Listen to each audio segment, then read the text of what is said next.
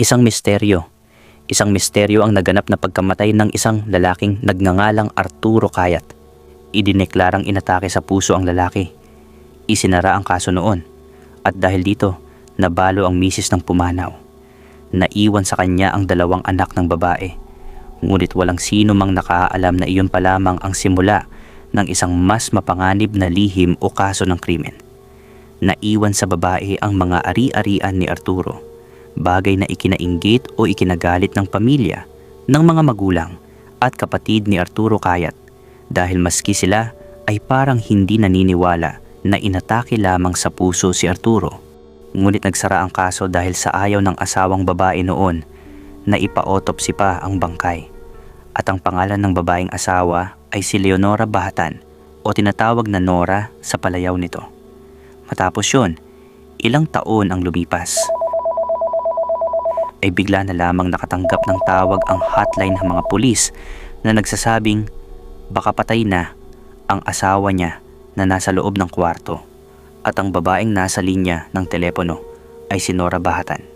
Kakaiba ang kasong ito mga kaibigan dahil isipin mong ang taong pinagkakatiwalaan mo ng lubos at minahal mo ng lubos sa inyong pagsasama na masaya at parang walang problema ay isa palang traidor. Isang ahas na tahimik lang at naghihintay lang pala ng tamang pagkakataon para tuklawin ka dahil matagal na pala niyang planong iligpit ka nang hindi mo nalalaman.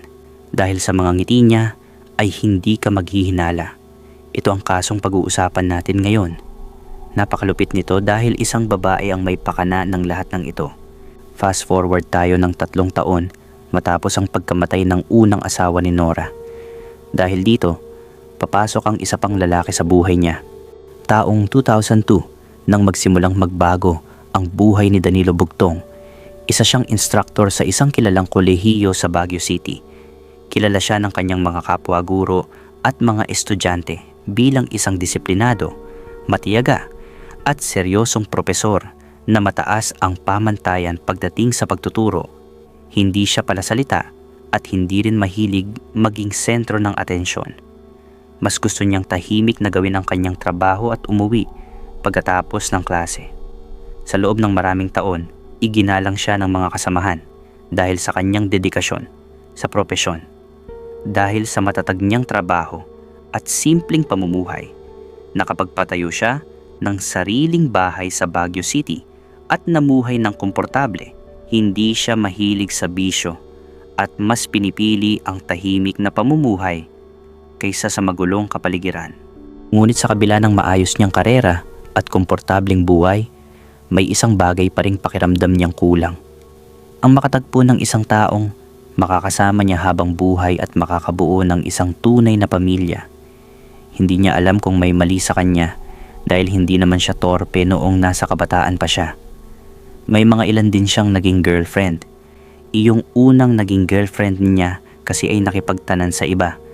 At iyong pangalawa naman daw ay binuntis ng hotel manager na pinagtatrabahuhan noong babae. At marami pang pasakit patungkol sa love life ang pinagdaanan niya. Hanggang sa umabot na nga siya sa edad na 42 ay naging single na lang siya. Hanggang sa isang araw ay dumating sa buhay niya ang isang babae. At dito lilitaw na parang kabute si Leonora o Nora Bahatan. Magaan kausap si Nora, maayos manamit, magalang sa matatanda at palaging may ngiti sa labi. Marami ang nagsasabing napakaswerte ni Danilo kung iyon na nga ang mapapangasawa niya. Dahil kahit may anak na si Nora ay nakatagpo siya ng isang babaeng responsable at maalaga sa pamilya. Di nagtagal ay naging nobya na nga ito ni Danilo. 34 na taong gulang pa lang noon si Nora at nasa 42 anyos na nga si Danilo. So medyo malaki rin ang agwat nila ng edad. Pero habang tumatagal ang kanilang relasyon, lalo lang nakita ni Danilo ang mga katangiang hinahanap niya sa isang asawa. Organisado si Nora sa lahat ng bagay. Marunong mag-asikaso ng bahay, mahusay humawak ng pera, at marunong makisama sa mga tao. Unti-unti niyang naramdaman na ito na marahil ang taong matagal niyang hinihintay. Iyong tipo ng babae na hindi na siya lulukuhin. Kaya hindi nagtagal nagpasya silang magpakasal noong year 2002. Kasabay ng kanilang pag-iisang dibdib ay ang paglipat ni Nora sa bahay ni Danilo. Kasama niyang lumipat ang dalawa niyang anak na sina Maribel Kayat at Liza Kayat. Para kay Danilo, hindi lamang ito pagsisimula ng bagong pag-aasawa. Isa ring itong pagsisimula ng pagiging ama sa dalawang dalagitang hindi niya kadugo. Hindi naging madali ang lahat. Bago dumating sina Nora at ang dalawang bata, sanay si Danilo sa tahimik at disiplinadong pamumuhay. Nakasanayan niyang maayos ang bawat gamit sa bahay at may sinusunod na schedule sa halos lahat ng ginagawa niya. Ngunit nagbago iyon nang magkaroon siya ng dalawang teenager sa loob ng bahay. Tulad ng maraming kabataan, may sarili ring mundo sina Maribel at Liza. May mga pagkakataong gabi na kung umuwi, minsan ay nakakalimutang gumawa ng gawaing bahay at kung minsan ay hindi agad sumusunod sa mga ipinagagawa. Dahil dito, naging mahigpit si Danilo. Gusto niyang may oras dapat ang pag-uwi ng mga dalaga. Gusto niyang maayos ang bahay. Gusto niyang may disiplina ang lahat. Hindi iyon nagustuhan ng dalawang dalagita. Bagaman hindi naman sila palaging nagtatalo, ramdam ng bawat isa na may distansya ng galit na namamagitan sa kanila. Hindi pa rin lubos na tanggap ng magkapatid ang kanilang bagong ama. Samantalang si Danilo naman ay nahihirapang makuha ang tiwala ng dalawang bata. Sa kabila nito, pinilit pa rin nilang maging isang maayos na pamilya. Kapag may okasyon, magkakasama silang nagsisimba. Tuwing linggo, sabay-sabay silang kumakain. Kapag may bakasyon, naglilibot sila sa iba't ibang bahagi ng Baguio at Benguet. Sa paningin ng mga kapitbahay at mga kamag-anak, isa silang ordinaryong pamilyang unti-unting inaayos ang kanilang bagong buhay. At sa gitna ng lahat ng iyon, si Nora ang tila nagsisilbing tulay sa pagitan ng kanyang asawa at ng kanyang dalawang anak upang magkaayos nga sila. Kapag may hindi pagkakaunawaan, siya ang namamagitan. Kapag may tampuhan, siya ang unang umaawat. Dahil dito, mas lalo pang humanga sa kanya si Danilo. Naniniwala siyang tama ang naging desisyon niyang pakasalan ng babae. Nga pala, walang trabaho si Nora noong araw at ang ikinabubuhay nila ng mga anak niya noon ay iyong pensyon na naiwan ng yumao niyang asawa na nanggagaling sa insurance company at sa iba pang benepisyo. At sa 6 na taon na walang suporta ng lalaki si Nora, ay madali rin lang niyang naubos at naiwaldas ang naiwan sa kanyang ari-arian ni Arturo. Pati nga iyong bahay ay naibenta niya kasi nga iyon lang ang ipinambuhay niya rin sa mga anak niyang naiwan. Kaya siguro, ganito na rin lang kabait si Nora kay Danilo na kahit hindi siya bati ng mga anak niya, ay pinipilit pa rin niyang pag-ayusin ang mga ito. Siyempre, ay may sumusuporta na sa kanyang lalaki. Mangilan-ngilan na lang na lalaki ang ganoon ang mauuto niya kung tutuusin. Kasi iyon naman ang realidad ng buhay, mga kaibigan. Minsan, nagmamahalan lang naman talaga ang dalawang tao dahil sa benepisyo nila sa bawat isa. Ngunit sa kabaitan ni Nora, ay doon naman parang nagkamali ng tansya si Danilo. At hindi pa nito alam ang totoong nakaraan ni Nora sa ama ng mga anak niya. Hanggang sa nagulat na lang ang lahat ng may biglang nangyari sa pamilyang ito. At ganito yon, mga kaibigan. Makinig kayo. Pagsapit ng umaga ng August 22, 2005, isang tensyonadong tawag ang natanggap ng himpilan ng pulisya sa Baguio City. Sa kabilang linya ay si Leonora o Nora Bahatan. Halos hindi maunawaan ng dispatcher ang kanyang mga sinasabi dahil sa pag-iyak. Uutal-utal ito na hindi mo mawari kung ano ang sinasabi. Ayon sa kanya, nagkaroon sila ng pagtatalo ng kanyang asawang si Danilo Bugtong noong nakaraang gabi. Pagkatapos, umano ng kanilang pag-uusap. Pumasok si Danilo sa kanilang silid at ikinandado ang pinto. Mula noon ay hindi na raw ito sumasagot sa kanyang mga tawag o katok sa pinto. Ilang minuto lamang ang lumipas ay dumating ang mga pulis sa kanilang bahay. Sinubukan muna nilang kausapin si Danilo mula sa labas ng silid. Ilang ulit silang kumatok at nagpakilala, ngunit walang anumang tugon mula sa loob. Habang tumatagal ang katahimikan, lalo ring lumalaki ang hinala ng mga awtoridad na may masamang nangyari sa loob ng silid. Nagpasya ang isa sa mga pulis na sipain ang pinto at puwersahin nila iyong buksan.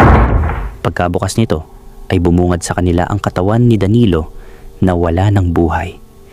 Nakahandusay sa ibabaw ng kama.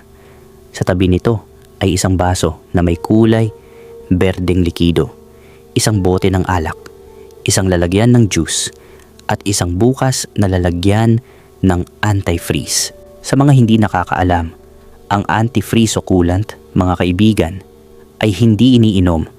Nilalagay ito sa radiator at cooling system ng sasakyan. Pero kapag nainom ito ng isang tao, unti-unti nitong sinisira ang buong sistema ng katawan. Kaya matindi ang lason na ito. Naapektuhan ng utak, puso, baga, at lalo na ang mga bato, hanggang sa tuluyang tumigil ang paggana ng mahahalagang organ. Kung hindi agad maagapan, maaari itong mauwi sa multiple organ failure at kamatayan. At alam ninyo kung anong nakakaloko dito. Ang ethylene glycol, ang pangunahing sangkap ng maraming antifreeze, ay may bahagyang matamis na lasa. Dahil dito, maaaring hindi mo agad malaman na may halong lason ang iyong iniinom, lalo na kung hinalo ito sa alak, juice, o iba pang matamis na inumin. Kaya't sa kwento, nang makita ni Nora ang kanyang asawa, agad siyang napasigaw at napaiyak.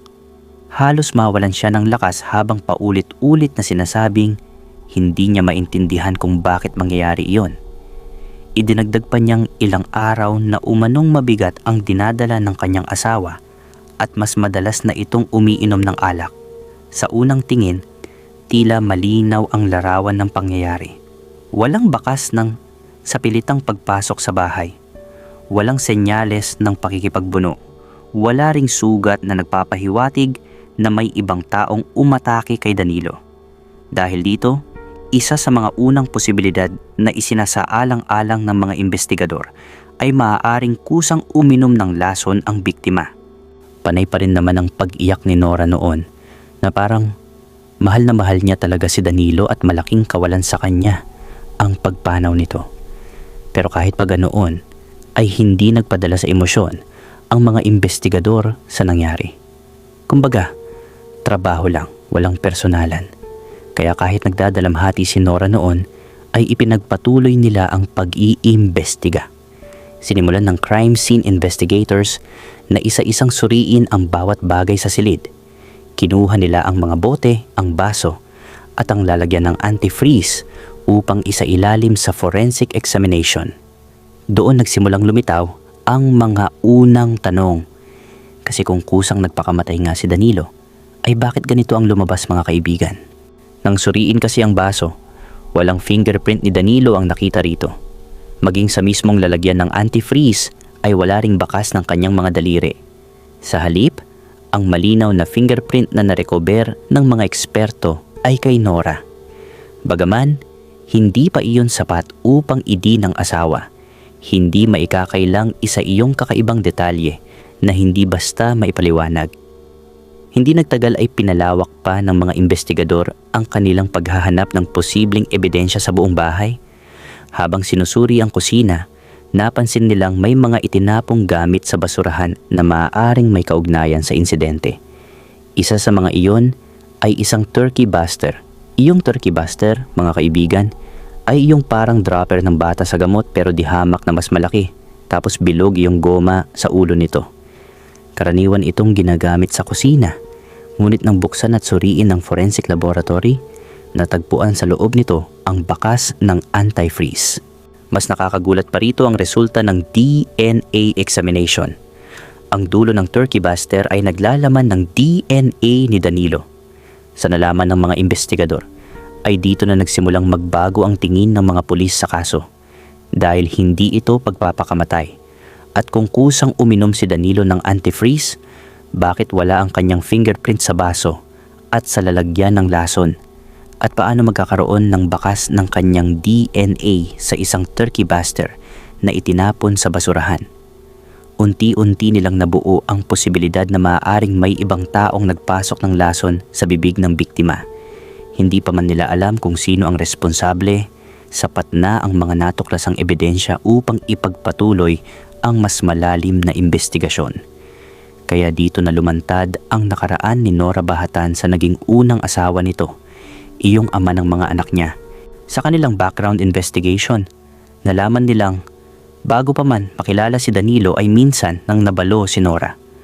Ang una niyang asawa ay si Arturo Cayat na namatay noong 1999. Ayon sa lumang record, isinara ang kaso bilang natural na pagkamatay matapos paniwalaang inatake ito sa puso. Ngunit iba na ang sitwasyon ngayon.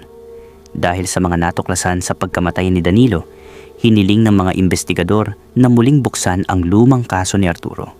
Matapos makakuha ng kaukulang pahintulot, isinailalim sa panibagong pagsusuri ang mga natitirang biological samples na na-preserve at naingatan mula sa unang investigasyon. Hindi nagtagal ay dumating ang resulta. Natuklasan ng forensic toxicologist na may bakas ng ethylene glycol sa mga tissue sample ni Arturo. Ito rin ang pangunahing chemical na matatagpuan sa antifreeze. Ibig sabihin, ang unang asawang inakalang namatay sa natural na dahilan ay maaari ring nalason sa parehong chemical na ginamit kay Danilo Bugtong. So parang serye na ito ng planadong pagpatay na may iisang taong laging naroroon sa bawat insidente. At iyon ay wala ng iba kundi ang mabait daw na asawa na si Nora Bahatan.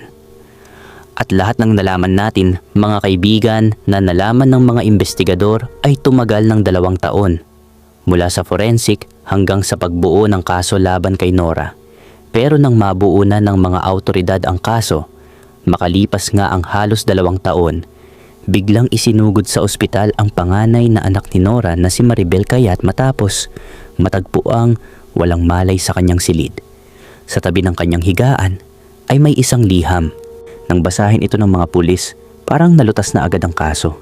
Kasi alam nyo bang nakasulat sa liham na si Maribel umano ang pumatay kina Arturo Cayat at Danilo Bugtong.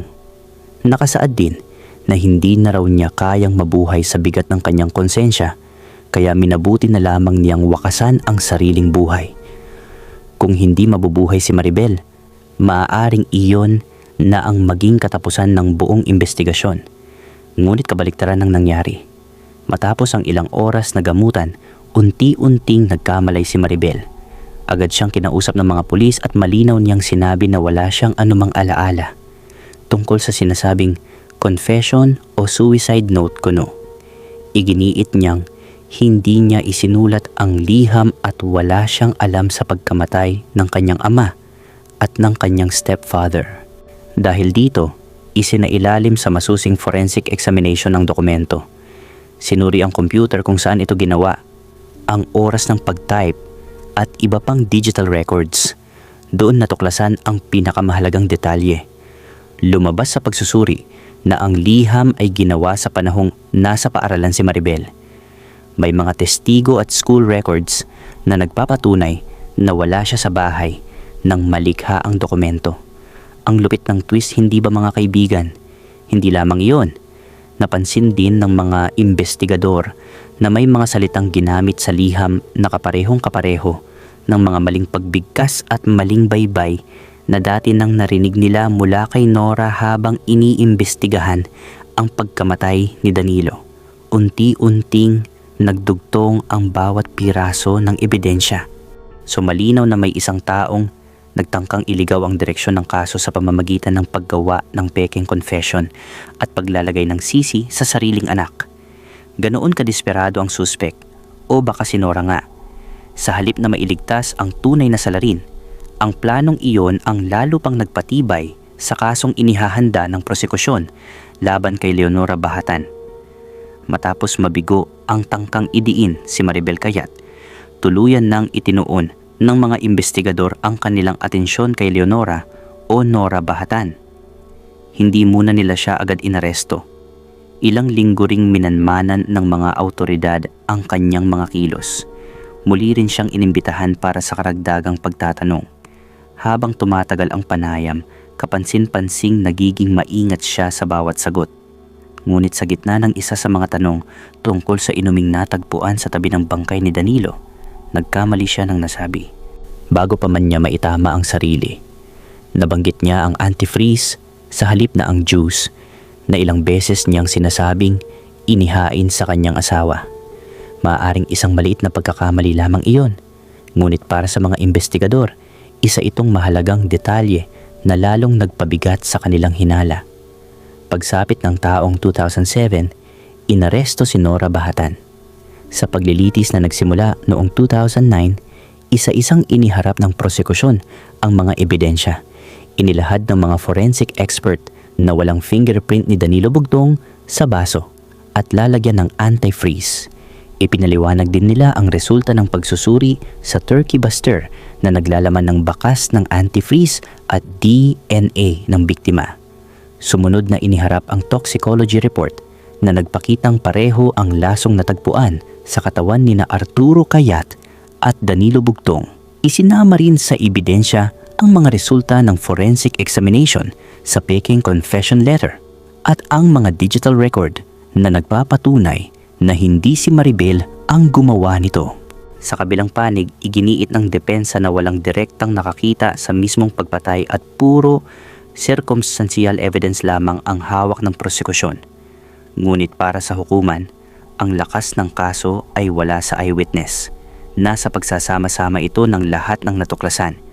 Ang magkaparehong paraan ng pagkamatay ng dalawang asawa, ang forensic findings, ang pagtatangkang idiin ang sariling anak, at ang mga hindi tugmang pahayag ni Nora ay bumuo ng isang malinaw na larawan na iisa lamang ang itinuturong responsable. Sa huli, napatunayang nagkasala si Leonora Bahatan sa pagpatay kay Danilo Bugtong at sa tangkang pagpatay kay Maribel Kayat. Hinatulan siya ng habang buhay na pagkakakulong na may minimum na 51 taong pagkabilanggo bago maging kwalipikado sa parol. Sa huling balita, hindi na niya natapos ang kanyang sentensya. Noong 2015, namatay si Nora habang nakakulong dahil sa atake sa puso. Hanggang sa kanyang huling mga araw, hindi siya umamin sa mga paratang at hindi rin humingi ng tawad sa kanyang mga naging biktima. Nakakatakot naman maging asawa si Nora pala. Grabe mga kaibigan, pati anak niya ay isasakripisyo niya pala. So ayon, kilalanin natin ng maigi kung sino ang magiging kapareha o aasawain natin sa buhay. Dahil tandaan ninyo, makakasama mo iyan ng matagal. Kaya, hindi basta nakaramdam ka lang ng pagmamahal ay iyon na iyon. Kailangan mo ring mag-isip muna